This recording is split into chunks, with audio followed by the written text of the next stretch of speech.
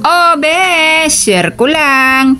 Pang healthy diet ba ang hanap mo? Ito ang may re-recommend ni Ate Bes. Kumain ka na lang ng vegetable salad na pang low budget. So ang una, gadgad ka muna ng carrots and then maghiwa ka ng kamatis.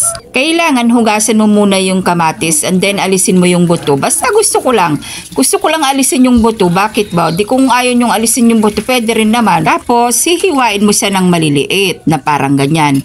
After that, hugasin mo yung pipino para malinis talaga dahil medyo mayroong dumi-dumi yan para iwas ka sa germs. Tapos hihiwain mo siya ulit ng maliliit na parang ganyan.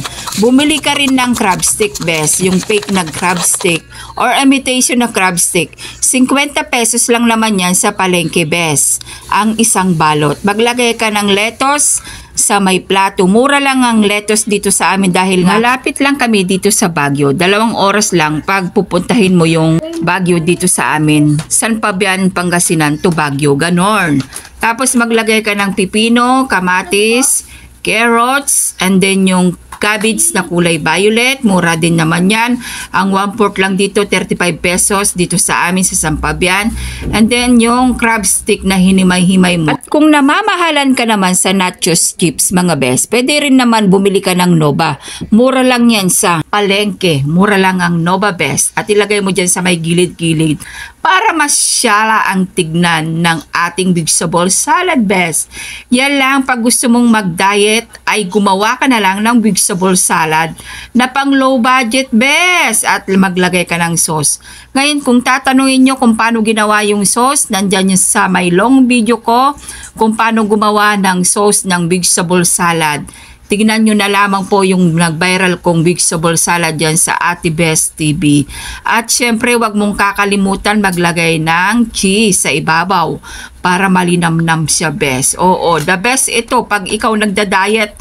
Oo, masarap ito, bes, para hindi masyadong mamantika ang iyong kinakain. Kumain ka ng mga healthy food katulad ng vegetable salad, mga gulay-gulay, bes, ganon. Parang ako, bes, isa akong dialysis patient. Ito ang madalas kong kinakain. Sa mga kabato ko dyan, sigurado. Sasabihin nyo makati sa katawan dahil may cheese at merong dairy product. Don't worry, mga bes, dahil nagtitake naman ako ng Renbela na gamot. Kaya kung isa kang dialysis patient, uminom ka ng Renbela para hindi nangangati yung katawan mo, bes. Ganon. Kaya ako gumawa pala nito, bes, dahil nga nagbibenta rin ako ng vegetable salad sa may tab. So ayun lang, mga bes, share ko lang. Ingat. God bless. Bye!